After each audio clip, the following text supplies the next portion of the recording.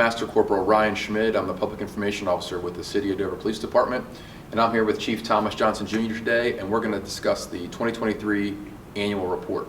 Chief, how are you doing today? Doing fantastic. Ryan, thanks for setting this up. I think this is a great idea, and it's great information for the community so they know what's going on. Yeah, absolutely. That report sometimes can get cumbersome, so it's good that we are here to put out the nuts and bolts of this thing so that way people know what's going on in the city. The report's long, you can blame me, but I'm always excited to try and get all the good work that we do out there. So when someone says, man, it's a long report, yeah, I'll take the hit on that. Absolutely, Chief. So let's jump right in. So in the report you talk about our patrol officers and how they're true first responders to many critical incidents, and I think you even refer to them as the backbone of the agency. Can you discuss some of their great work that they did last year? I'd be happy to. Now I'm going to refer to my clipboard because I don't want to forget anything as we go through. Absolutely, here. Chief. I didn't invent that backbone phrase. That word's been around in policing circles for a long time, and it stays because it's true. And the investigators and the other officers in specialty roles, they get their props based on the specialty that they do, and that's all well and justified. And every once in a while, the working patrol officer sometimes isn't getting recognized, I guess is probably the best word, from time to time for the efforts that they put forth.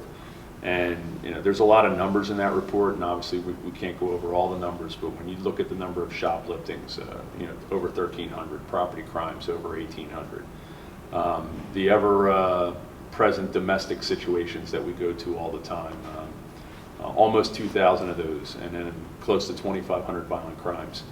They're involved in all of them. They're making responses, they're making decisions, they're referring people to services, sometimes they're making arrests, sometimes they're gathering information for other police officers to use, and that doesn't always flush out in the final assessment when something comes to its final conclusion. So I've got to recognize their efforts. I've got to recognize their contributions.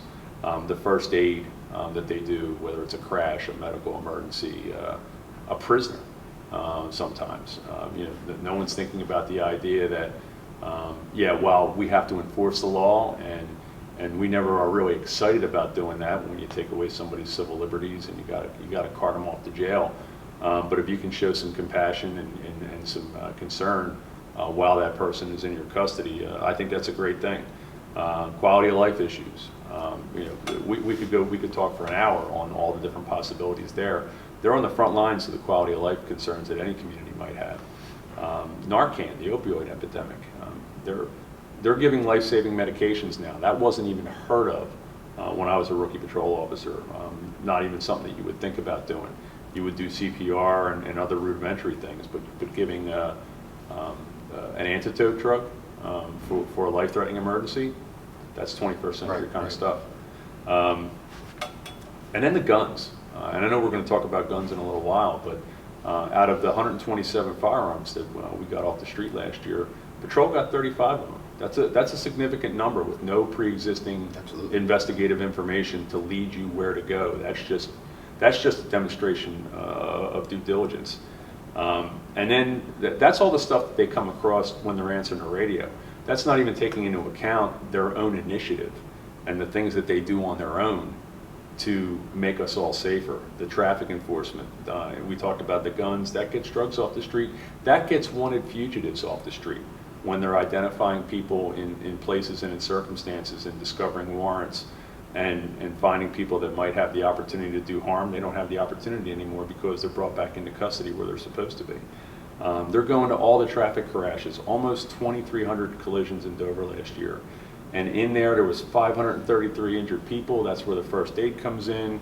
They found 76 DUI drivers. I think I won't jump in where Office of Highway Safety might need to go to talk about the problem in Delaware with fatal crashes, aggressive driving, and drunk driving, but it bears out in the numbers here just in Dover that that's a significant issue, and Patrol is bringing solutions to those problems.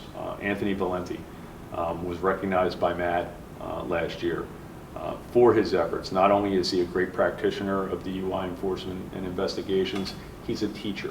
He's a drug recognition expert. So not only is he being called to other scenes to help out with DUIs that might involve illicit substances other than alcohol, he's getting into the academies. He's getting into other places where he's teaching other officers how to do the craft.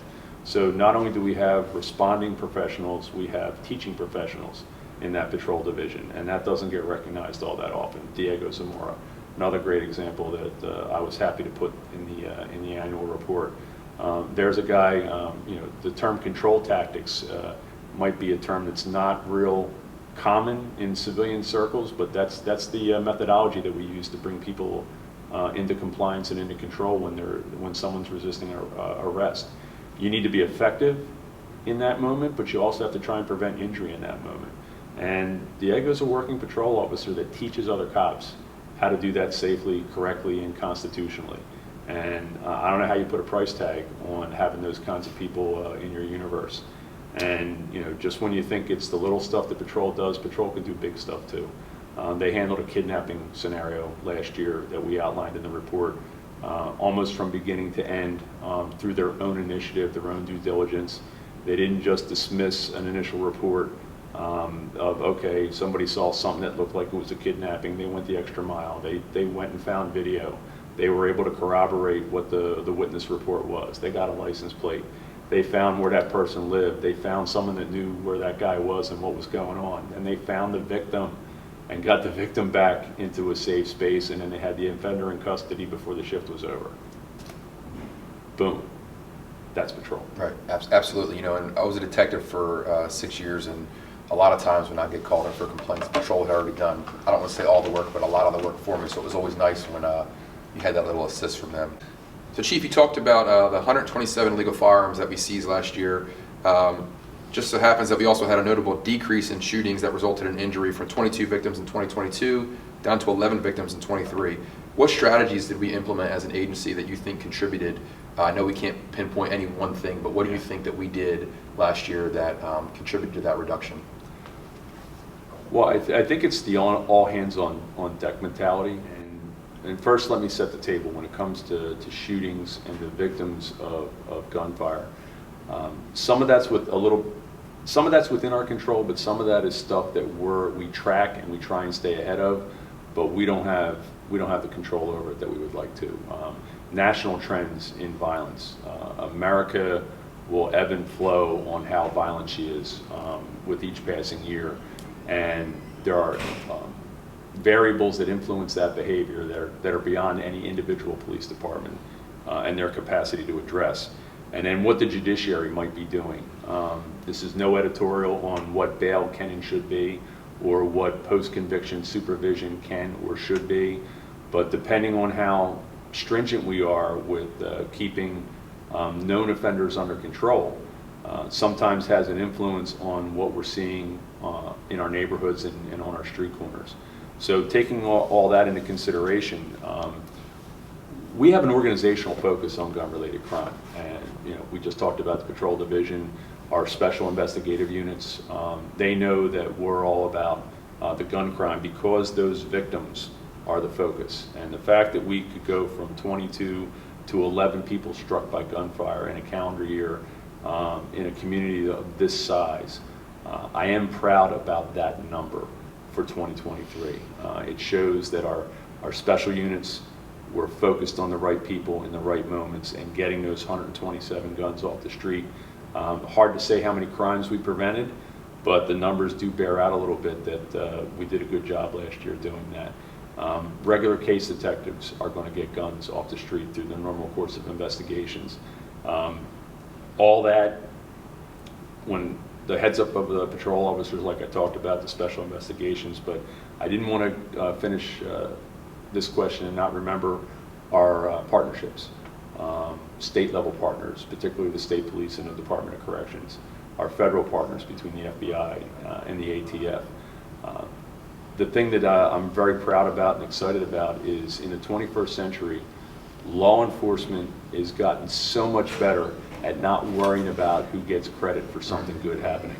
And I think our state partners, our federal partners, and this department are great examples of whoever's in the best position to advance a case, they're going to take the lead and they're going to attack it, and the rest of us are going to be supporting cast. So sometimes we're the lead agency, sometimes we're the supporting cast, and we're comfortable in both roles because the idea is gun violence, get it reduced, that slows down victimization, that's a safer, healthier community.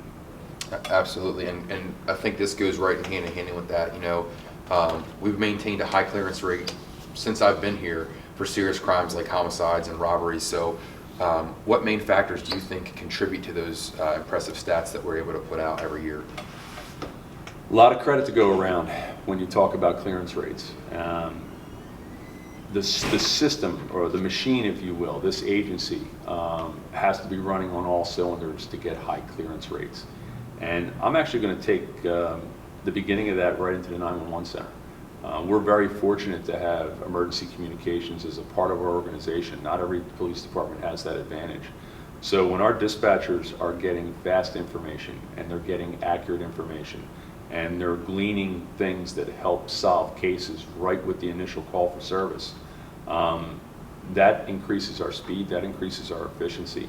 It leads to in-progress apprehensions. Detectives have a much easier job when the bad guy is already in custody in the backseat of a patrol car. I think you might agree. Yep. It's a whole lot nicer to start an investigation with a suspect in hand than it is with a whodunit. So when we get those in-progress apprehensions, because the 911 center does such a good job, that contributes to clearance rates. But that doesn't always happen. So then we talk about our investigators, how smart they are, how focused they are, the extra mile that they go all the time. I could give you example after example. Staying late, coming in early. I know every time one of those guys gets called in from home and has to disrupt their family life and come in because a case that they're working on, something shook loose on it, and they had the opportunity to close that case out and get it to a good disposition. You have to acknowledge that effort and that due diligence. And after putting credit where it's due with our people, emerging technologies cannot be discounted as something that leads to why we're able to clear the cases that we do. I can't give away all of our trade secrets, if you will, in a video like this, but it wouldn't be a shock that there's a few cameras out there in the community to help us capture video of what's going on. There's other hardware and software out there with electronic devices and our ability to separate fact from fiction when we're trying to get to the end of the road on closing a case. So that's helpful. So anybody, whether it's a local elected official, a state level person, a private benefactor, whoever's ever given us the resources or the support so we can get this emerging technology and put it to good use, I'll say thank you right now because it's paying dividends. And the investigative collaboration that I've talked about before, working with other agencies. Just a quick footnote to answer this question. Working together with other officers in the organization and other officers in our region, that collaboration leads to cases being closed because you're sharing information, and information is valuable. Absolutely, Chief, absolutely. So I think you've already discussed, how firearms and drugs go together. Well, last year we saw a substantial increase in drug seizures, specifically with cocaine and fentanyl. What do you attribute these increases to, and how are we going to handle that influx moving forward? The drug question, always a great question to talk about because I think most public safety professionals like me, we're still students of what to do about this issue. America has an interesting behavior pattern when it comes to drugs, and sometimes it's hard to predict. Whether cocaine is surging and that's a drug of choice versus just a few years ago we were talking about methamphetamine. And we hadn't talked about methamphetamine for like 15 years. It's just odd the cycles that some of these drugs go through as far as them being popular. But the drug market follows the demand on the street. And then we have to follow what the drug market is doing based on that demand.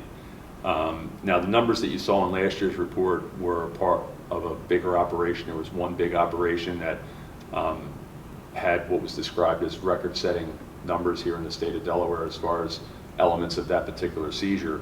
So the seizure number that you see in the annual report's a little bit skewed from that one big operation. But the collaboration between our partners is what helped make that arrest possible. So you'll hear me go back to some of these same themes over and over again, working together. As we watch the drug market shift, just for everybody's consumption, it's not a domestic situation as much as it was in previous decades. The drug problem in this country has taken quite the international flair. A lot of the things that we're dealing with on the streets of Dover started offshore, on other continents and in other countries. And that's why I had to touch on that partnership piece, because we're not going to be able to be effective unless we're still working with our state partners and our federal partners. For going forward, when you talk about how are we going to handle the influx, we're going to continue to do the great things that we've always done that have proven to be effective, and that's staying focused on our gun crime, because serious gun offenses are often associated with serious drug offenses. The idea that the patrol officers know about the problem, they know what they're looking for, and even if they don't make a street level arrest, they're gathering information during their patrol practice, and they're feeding that information to other locations for these bigger operations, if you will, to try and move the needle and make a difference with the drug problem. And then I think you have to do a nod here a little bit to the community education piece. And we've got to start working with other elements of our society that are interested in doing good work in addressing this issue, whether it be in the treatment sector, whether it be in the prevention sector, our social services friends, and trying to get the education message out at the same time that we're trying to combat the actual problem itself. Both of those strategies are equally valid, and we've got to do both to try and tackle this problem. Chief, I think that's a good time to switch gears and shift to something different. You talked about community involvement and community education. Well, we've been doing a lot of community engagement. So we have our special enforcement unit that's been involved in several high-profile events and community activities last year. Right. How do those efforts that they've been trying to do and the events that they've been holding contribute to building trust with the community? Well, the word trust is the operative word. It goes both ways. It's important, and to be candid, it starts with us. And you know, when we're doing, for lack of a better term, traditional police work, which is enforcing the law and holding people accountable for bad behavior, there's an element of trust that's established there that we're doing our due diligence and following our mission, you know, doing your duty, if you will. But there's another component to trust, and that's confidence, and that's relationships, and that's making sure that the community needs to know, you know, who we are and what we're about, and that requires communication, that requires engagement. And so these community events, particularly from that unit, CPU, they're there to not only talk, but they're there to listen. And sometimes people just need to get their question across. Hey, in my neighborhood, or in my workplace, or at my child's school, and you know, having that direct contact with a working police officer when we're not on a 911 call or some kind of you know, event in the field where there might be that barrier of communication where the average citizen is like, no, this isn't the right time to ask, but then you have a missed opportunity. So we got to get out there. We've got to reduce misperceptions, whatever those misperceptions might be. What we're actually doing out in the field as working police officers, what's going on in our minds as public safety practitioners, and the idea of, hey, I watch, but I don't understand the why. The why matters. So whether it's listening to the individual or us providing, whether it be a canned program or just a spontaneous moment with a community engagement activity, that trust quotient goes up. And I think at the end of the day, the goal that we're looking for, which is cooperation. And if you have trust with your community and they understand the why, they understand who you are, what you're about, and it's more than just handcuffs and flashing lights. And it's the idea of us being a community caretaker and what their role in that is. Now we're starting to put something together. Now we're starting to gain ground. So I think our community policing unit and their proactive events as a giant stride towards getting to that collaboration. Absolutely. And, you know, like most agencies, and I'll even say employers in the United States, we've had some staffing challenges, and specifically here with the Special Enforcement Unit. So in order to maintain that high performance level, what have we done to keep giving the community the events and the services that they deserve with that community policing unit? Well, it's a competitive assignment, and this is a chance for me to throw in one of my favorite lines that I use regularly. I work with great people. Now, I have great people all over this organization, but when you apply to become a member of the community policing unit, you have to demonstrate to those staff officers why you deserve to be in that unit and what you're going to do when you get there. So the idea that we have people in that unit that are passionate about the spirit of community and community engagement, that's the foundation. So when you get into a short staffing event, Corporal Schmid, he's a member of our military. His country called, he got orders, he had to go overseas for a year. We lose a body in that unit, and that unit didn't slow down. It still succeeded in its mission. When you look at our expanded role that we've, the extra that we put on that unit over the last couple of years, the behavioral health unit, we've talked about that in other places and other spaces, but that gobbles up a lot of time for a community policing officer to be that strategic partner with a clinician in the field, trying to make an impact on our mental health constituents and our people that are dealing with substance abuse problems, the homeless issue, those kinds of things. That person might have been doing other roles before, but now we have an added mission, and the staffing level changed the same in the unit. I love the presence of Roy and our facility dog and the good work that Lee Killen is doing with our great pup, who I think it might be the de facto commander of that unit. I think Roy calls the shots sometimes more often than the supervisors do. But the idea that you have people that are just built in that we're going to get this done no matter what kind of mentality, that is why we can be successful.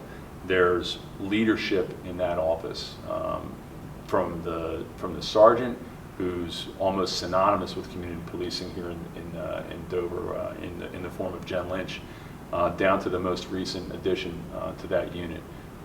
Everybody knows what they need to do, everybody gets after it, and the community knows who they are, and that is vital.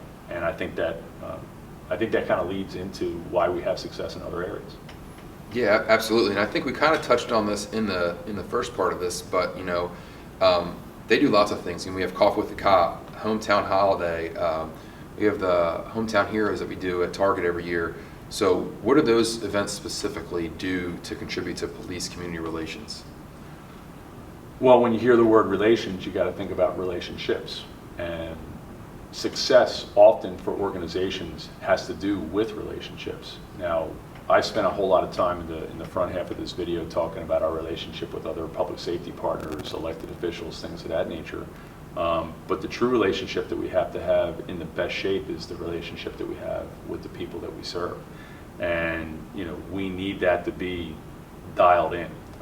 And communication, the kind of communication skills that you need when you're doing use Coffee with a Cop as an example. And the idea of, I mentioned before, listening, but also delivering information in a way that people can understand. There's no point in this video that you're going to hear me use cop speak, because that does a disservice to the viewer, because they don't understand our jargon in a lot of senses, or the terms that we use specifically in the business. We just have to be kind of straightforward, common terms. Community policing probably knows that better than anybody.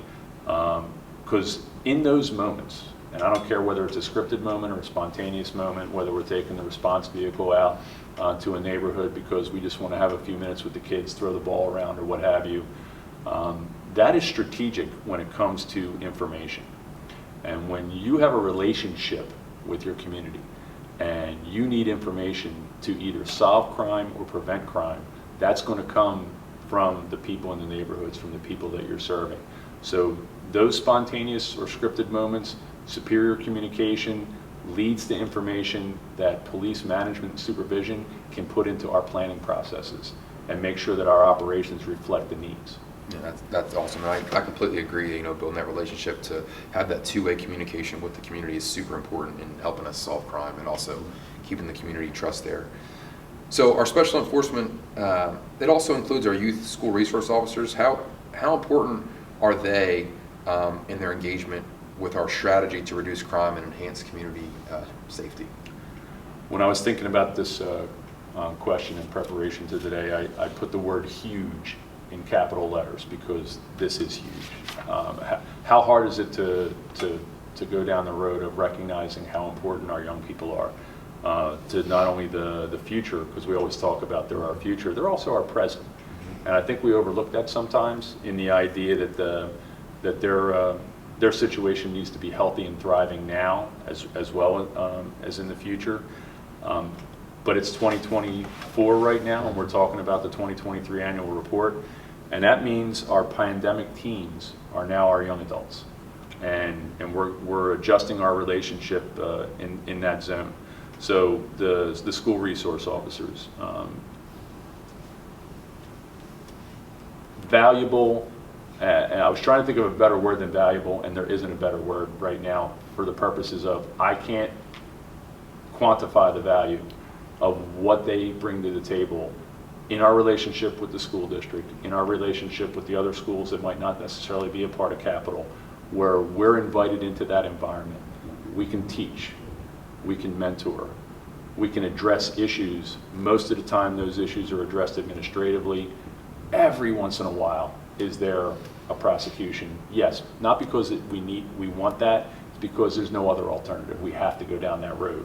And if we weren't there in the school resource capacity, we'd be going there with a patrol response to address those situations. But the thing that I like about our presence before something bad happens is it reduces the likelihood of something bad happening in an educational setting. But it also creates the environment that even the student will acknowledge, yeah, I screwed up, and when you talk to the SROs and then the kid comes back and apologizes later, right, because they almost feel like they let the SRO down in their behavior.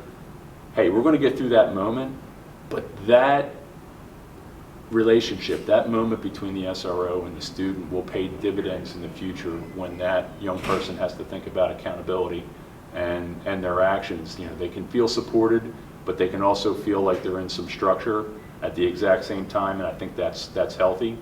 The youth unit also includes PAL. What can I say about PAL? That'd be a whole nother video to talk about the things that we're doing in that zone, and look for those elements.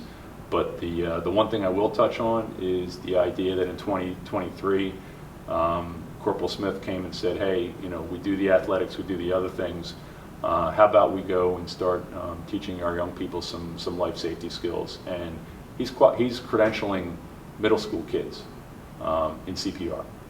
How great is that? Yeah, it's awesome. It's awesome. And where is the negative anywhere in that scenario? Moving forward and looking about how we are connecting with our community, how we are connecting with our young people. Probably the best example that I could give you. And over the course of 2023, I kind of touched on it before. I'm excited that we were able to restructure a little bit and make sure that we have that SRO presence in every major educational facility inside the city limits. We didn't have that before. Mm-hmm. We were in the big schools and we had a lot of presence, but some of our charter schools didn't quite have that. The local archdiocesan school didn't have that, and now we've been able to at least have a liaison relationship with our SRO program with every major institution in the city, and getting everybody on the same page and getting everybody a little bit of the benefit of those SROs, I think is a big deal. Absolutely, and I would agree with that.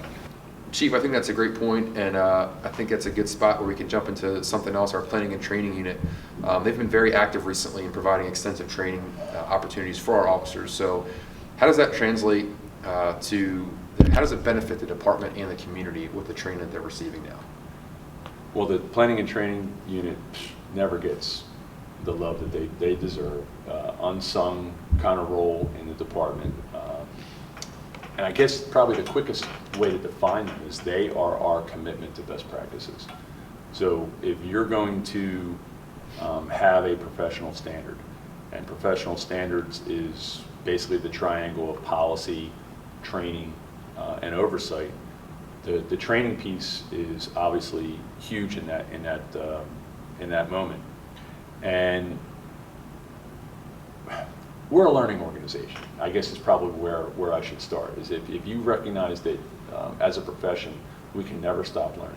We have to be committed to learning from the first day of the academy until the day before you retire. I'll give you the last day. You don't have to go to school on your last day, but up to that point, we have to be a part of that. The training and best practices, and I know I'm repeating a little bit, but the words are important for the consumer to understand that we have a mission here at the police department, and that is, to protect, to serve, to respect, and making sure that we produce the deliverables that everybody expects. That just doesn't come with academy training. That just doesn't come with a policy manual. All these things have to interconnect, and they have to function, because it's about service, and it's also about equal justice. So if the expectations of the community are a Dover police officer shows up in a moment in time in a scenario, whether they're called or whether it's self-initiated activity, and there's a problem present or there's an emergency or whatever the case may be, that there's an expectation that we will perform to a certain level and that everybody involved in the scenario will have their interests taken into consideration in whatever the outcome is. Sometimes we end up having to arrest somebody for something, depending on where we are and what we're doing. Other times we're referring people to services. Sometimes we have to make an assessment on credibility, whether someone might be telling the truth or not telling the truth. What do we know, but what can we prove? Is there a witness to this? Is there physical evidence to what's going on? Is this a problem for us to solve, or is this a problem where we have to kick this over to another zone because it's really not our role or our responsibility? No matter what I just got done talking about, there is a training program or a training process that drives the knowledge base and the behavior of the officer in that critical moment in the field in front of the customer. And not often do people recognize the connectivity between the training moment and the delivery of service. So that's why these guys don't get the credit that they deserve sometimes, of making sure that our core training is solid, making sure that our supplemental mandatory training is solid, and then they go out into the universe and they search for those trainings and those educations that make us better. And not only do we meet the benchmarks, but we exceed the standard in what we're doing and how we're doing it. Can't get too deep into any one specific thing. We could go on and on forever. But that's the connection between what you see in the results that we produce and how we got there, how we're trained, how we're educated. And that crew, whether it's Sergeant Bauer, Sergeant Rich before him, now Master Corporal Crow is in the mix there. And they're the full-time presence in that division. There's other part-time guys, whether they're firearms instructors, whether there's some other kind of, a first aid instructor, if you will. We got plenty of examples of folks that are in there. I think we talked about Diego before. So that unit needs to be recognized, and I'm trying to do that in this moment. Yeah, absolutely. You talked about getting better and partnerships before, and it seems like the past couple of years we've had a great partnership with FBI LEDA. And our department has actually started hosting some of those courses in years past. So how does that training, those leadership courses, how do they impact our leaders and overall department operations? Well, I've got give a nod to Chief Yeomans and DATE, our alcohol tobacco enforcement police organization at the state level. They're the agency that has the grant, if you will. We have the facility, partnership, collaboration. We get together and we try and produce something that's good for Delaware law enforcement. Leadership training is never out of style. It's not specific technical training. It's the kind of training that you need to tie all the little pieces together in whatever activity you choose to pursue. And I would venture to say to you that things go right more often when solid leaders are in place or in position to have an impact on whatever it is that we're talking about. Leadership influences culture. Culture drives service delivery. Service delivery is the tangible. Culture leading into that service delivery and the leadership that drives the culture, those are a little bit more of an intangible. You've got to get those things right. Now, some of that has to do with the style of specific people that might be in charge of an organization, but some of that also has to do with the core principles of the leadership that you promote. And the FBI program, particularly that series with Lita, drills it down. Frontline supervisors, what are they supposed to be doing and how are they supposed to be doing it? Junior executives and what their mission is and how they can be effective. And then right up into the command executive courses that, in the simplest terms, kind of how to be a chief or a deputy chief if you're ever in that chair before you get there. So you know kind of what the landscape is if you ever find yourself with those kinds of responsibilities. So I'm excited that we're a part of that. It's a step towards accountability. It's a step towards making sure that we don't commit preventable errors in how we serve our citizens. So all of those things touch why we are excited to host high-level leadership courses here at the department and get as many of our folks into them while that training is available to us here. Absolutely, I would agree. I've attended some of those classes, so I definitely agree with everything that you've just said. So I know in years past we've had some staffing issues, specifically with our civilian units like records and dispatching, getting them fully staffed again. I believe now we are fully staffed in both those units. So can you talk for a little bit about how our civilian staff has an impact on our day-to-day operations? I don't know if they've written the words yet, or they've created the words to help me with the task of the question that you just asked me. But let me set the table by first thanking. I'll thank the city because on one hand you could argue that it was long overdue, but at the end of the day they did it, and they went out there and they looked at the value of our civilian employees, and that's more than just the police department. That was across the city, and they recognized that they needed to invest more in the team, and they did that.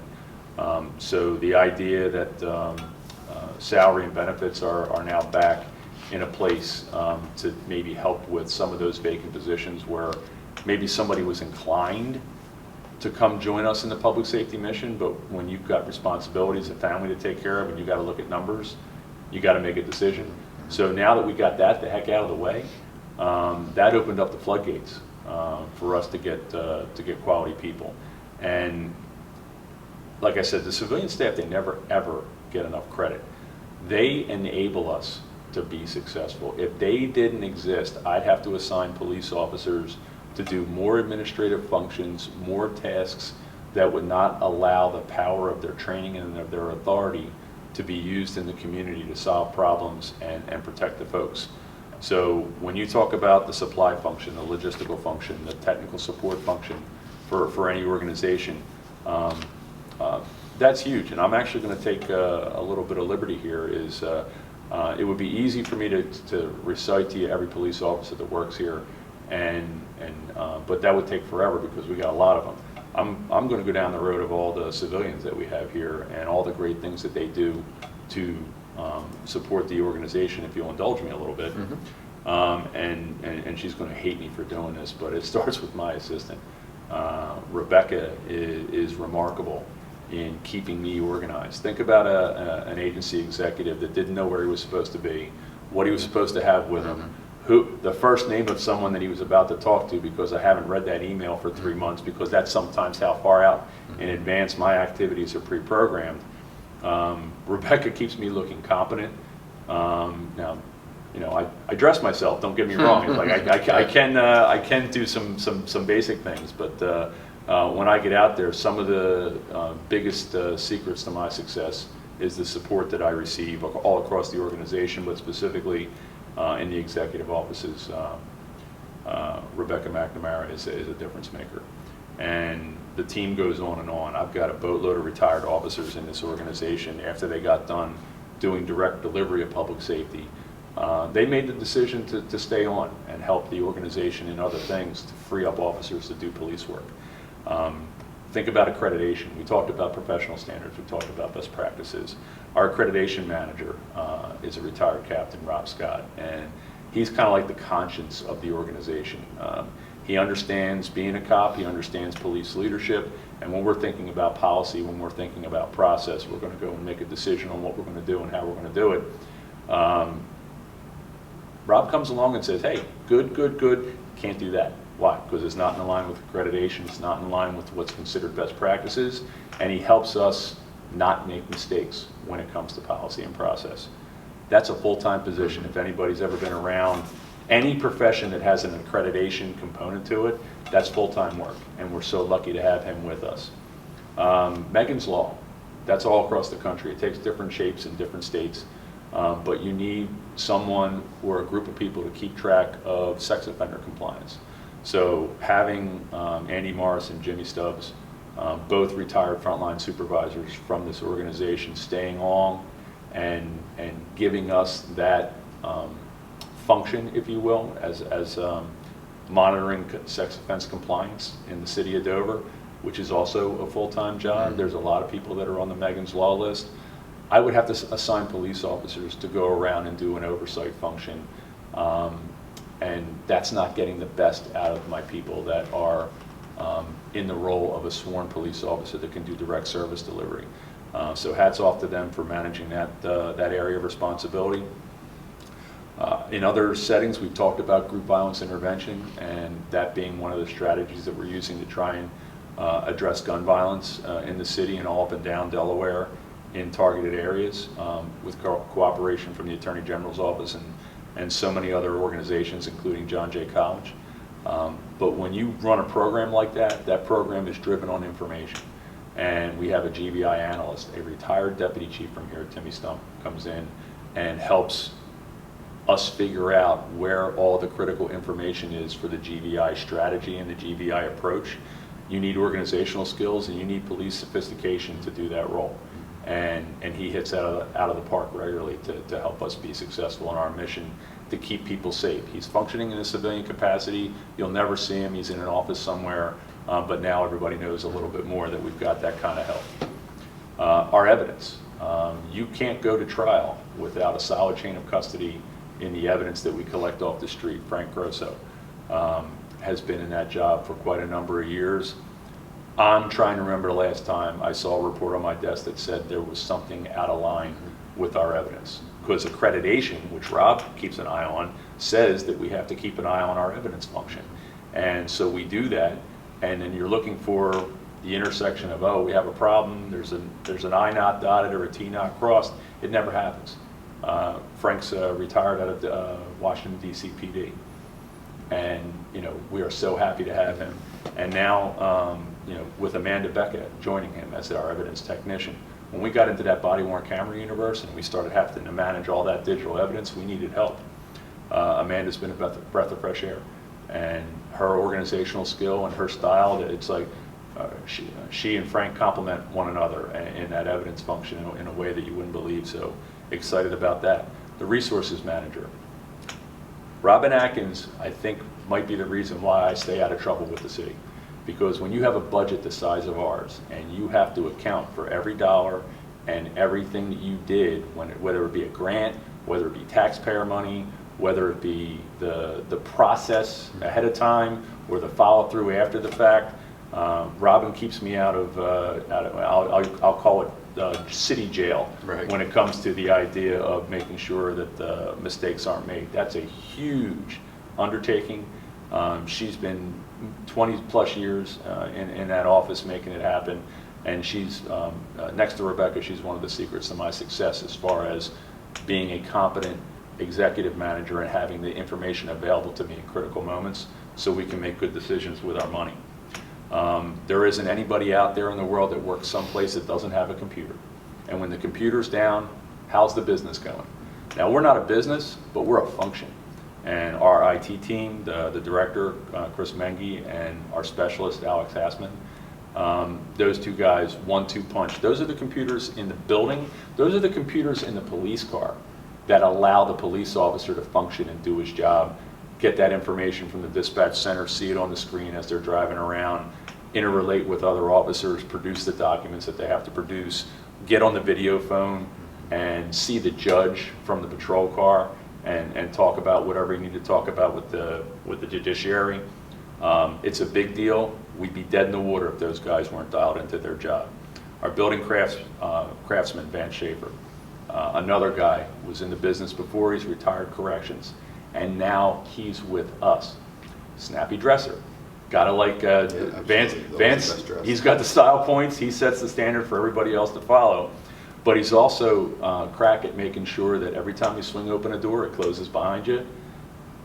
Things are clean, things are painted, things are just squared away where our home is in good order. So you can't come to work and be in dingy surroundings and feel good about what you're doing. And Vance doesn't allow that to happen. And that's a big deal. Colin Chesley has been holding it down as the one cadet through changing circumstances, and he's like a supplement to visibility. He's a guy that can help make the downtown feel just a little bit better about things that are going on, the commitment to the department. He supports training, he supports logistics. He's here, there, and everywhere in whatever role we need him to be in. And now that we've, in 2024, we're adding some folks to the team. Now he's going to be someone mentoring new people to help them with that mission of our police cadets. Now I know in your question you talked about records, you talked about communications, and now I'm in that zone. The records manager, Emily Waldridge, making sure that all of the police data is reported correctly, both locally, regionally, and federally, because those are the numbers that the world sees and starts to decide what they think about Dover and Dover policing and how effective that we can be. And those numbers have to be correct. As soon as those numbers are a little bit off, now questions start opening up as to what might be going on behind the scenes. Huge burden to make sure that those things are right. Her supporting cast in Lisa Hopper, Brenda Unruh, Elizabeth Turner, Melissa and Jenna Ridgway, kind of unique. We've got two Ridgways in the office, a mother and daughter team. The funny thing there is the daughter got hired first, so she gets to go home every day and say to mom, "Listen, nothing for nothing. I'm senior to you at work. You might be in charge here." I love watching that dynamic go back and forth. That's that family, that family atmosphere that I know we all look for in our workplace. And then I talked about them before earlier in a question. The 911 Center, our emergency communications team, headed up by the manager Matt Carey. A lot of years of experience here in Dover. With emergency services, and I'm going to say all the names: Don Stiller, Trish Mazzola, Connor Logan, Lee Jackson, Danae Jackson, father-daughter team. I love the family aspect. Matt Heitman, Matt Hawkins, Mark Hall, Don Edwards, Kayla Duncanson, Chad Davis, Nick Cathell, and Mackenzie Atkinson. Every last one of those people are what you might even, you'd have to dare say they're the true first responders, because they're taking the call. When you're having the worst moment in your life and you're calling 911 and you're inside the corporate limits of the city of Dover, one of those voices are going to say, "How can I help you?" And whatever the problem is, they're going to hear you, they're going to reassure you, they're going to start getting resources assigned for you while they're still talking to you, and they are the very beginning of the solving of problems. So that team is worth mentioning. There's only a couple years in that group of names, and there's people that have been there up to 30 years doing that same job, and I applaud all of them because they're difference makers. And are you ready for just one more? I'm ready. Go ahead, Chief. All right, I've been saving this one for the end because it talks about a conclusion, but it also talks about a new beginning. And the conclusion would be the spectacular career of Diane Glenn and the 30 years that she brought to the Dover Police Department. She retired last year as the most tenured member of this organization, and she was not a police officer. She invented that Office of Victim Services. She's been supporting crime victims, victims of tragic circumstances for decades. She was a co-author of the Victims' Bill of Rights in the state of Delaware, and she pretty much was the gold standard on how to take care of an individual that was in perhaps one of the worst moments of anybody's individual life. Diane was there to help see him through. So while we're kind of crushed that she made the decision that it was time for her next chapter, which you have to endorse because she earned it. And right before we started to have the panic attack of what are we going to do now, along comes Casey. Casey Wilson. She picked up right where Diane left off, and we lost no momentum. She's a veteran of the Delaware State Police's Victim Services mission. She's got skills, talents, and abilities that make me confident all day long that our victims in this community are in great hands going forward. I've had the opportunity to watch her work on the tail end of 2023, and I have high hopes that she will not only maintain what Diane built, but she's going to take it to another level. She just needs the space and the resources to do it. So from the victim services part, when we talk about our civilian staff and our civilian support, I led with that in the annual report, and I finished with it here to make sure that it gets its proper exposure. And yeah, good luck to both in their respective directions. Great to see, proud moment. Absolutely. And to kind of wrap things up, looking ahead for the agency, what are the primary goals for Dover Police Department, and how do you plan to achieve them in the next year? Well, pretty much the organization is kind of split like any public safety organization would be. You've got your administrative side, and you've got your operational side. On the administrative side going forward, and I alluded to this earlier in our conversation, emerging technologies, we've got to utilize them appropriately and cost effectively going forward to address crime.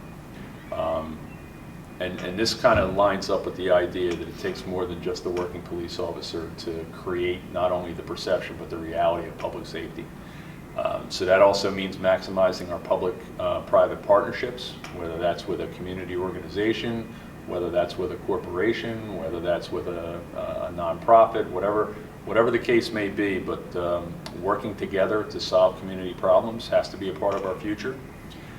We've talked about staffing, and it's no secret that policing are understaffed in America. It's true in Delaware, it's true in Dover. So recruitment and retention is a big part of our future plans. We have to invest in getting the highest quality candidate through the door so we can build and put out into service the best professional that we can create to wear the uniform and to represent our mission. So that's a big priority. The communications center, I was bragging about them a little while about the people that are in it. And they're engaging those calls. There's great unharnessed potential in that communications center, and where that potential is in our ability to use those folks with those emerging technologies that I talked about to actually drive our patrol and visible resources to trouble spots and problems before the critical event occurs. It's not necessarily we're not big enough to do like a traditional real-time crime center. If you've ever had any experience with seeing those organizations and how they work, but to use our technology and our situational awareness to get resources in the right place before something bad happens, I think is something that communications center has the potential to deliver to our community. So getting a couple of more dispatchers in that room so we have enough folks to do our traditional mission, and then perhaps this expanded mission. We'll see how that goes, but I think that's going to be a great deliverable if we can get there. And our victim services mission. I just got talking about what Diane built and what Casey's continuing. The number of clients has been increasing steadily over the years, and I think we've found ourselves at an intersection where we need more resources to make sure that we're taking care of everybody to our potential. So we're looking to get a part-time role squared away and filled with another specialist to try and care for our community victims. And that on the administrative side, that kind of rounds out the big things that I'm thinking about for 2024 and beyond. On the operations side, how much time do we spend on community policing and community engagement? We spend a lot because it's that important. So we've got to try and find ways to expand that, to make more of the people that we serve feel like a part of our organization because we're having those relationships and those conversations. That will get us down the road towards addressing the quality of life in the city, particularly in the downtown area. The issues in the downtown area of recent years do not require any revisiting in this moment. Everybody that's a part of Dover understands that, and I'm just saying that we understand it too. And building our strategic operational plans to try and line up with the economic and the community plans for our downtown community is one of our big responsibilities. We've got to be present in that moment and do our fair share. The traffic safety mission. We've had a lot of horrible crashes in recent memory. The DUIs are up, these off-road vehicles running around on our streets, the aggressive driving habits, whether that's COVID related or whatever reason we want to put on why people are driving faster and more aggressively in recent years. I'm not too concerned about the why anymore. We just got to go and get people slowing down, driving a little bit smarter, wearing their seatbelts, doing those things that we need to do, because Casey is probably no more interested in making that formal notification at somebody's door that somebody's passed away. And she's not interested in doing that any more than any other common sense American would be. So we got to try and cut down on the number of those moments by making sure that we're addressing traffic safety concerns going forward. So that's something that we're looking at. And I couldn't talk about future plans without talking about paying attention to violent crime. And the brief pause that I just gave you there was my thought about how to characterize the regret that I have that we went from the kind of numbers that we had last year with violent crime. We talked about the number of people impacted by gunfire. We only had one person deceased last year at the hands of a firearm.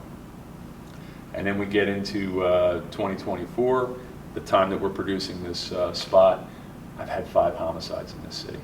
I can't do this video and talk about the successes that we had last year and not recognize the present.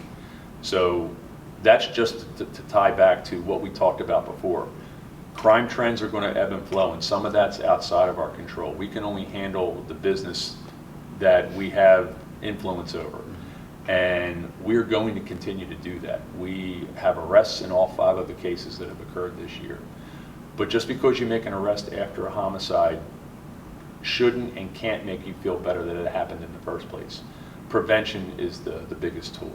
So we're going to take all the traditional strategies and tactics, and we're going to combine them with the non-traditional stuff that we already kind of talked about before. And I'll highlight group violence intervention again. Having specialists that identify violent offenders, meeting them where they are, and talking to them about lifestyle change before they find themselves in some kind of a dispute with whomever over whatever, and somehow the way we're going to answer that problem is, all right, we're just going to shoot it out and then the problem will be solved. That can't ever be the final solution. So we've got to go and try and get into the prevention zone, and we've got to also use our investigative strategies, get the guns off the street, take the tools of death out of people's hands that don't deserve to have them, and make that one comprehensive package, along with the cooperation and support of the community by helping us out with investigations, by making sure they report things timely to us. Those are all crucial elements, but on the operations side, probably the biggest thing out of all the things that I talked about was paying attention to violent crime and doing our due diligence for everything that we can do to cut it down and resolve it so the community can thrive and can progress and be all can be. Absolutely, Chief. Well, I want to thank you for taking your time this morning to This talk is to me great. about this and summarize the annual report. If anybody would like to view the annual report, it can be found on our website at doverpolice.org. And don't hesitate. Call us, communicate, reach out.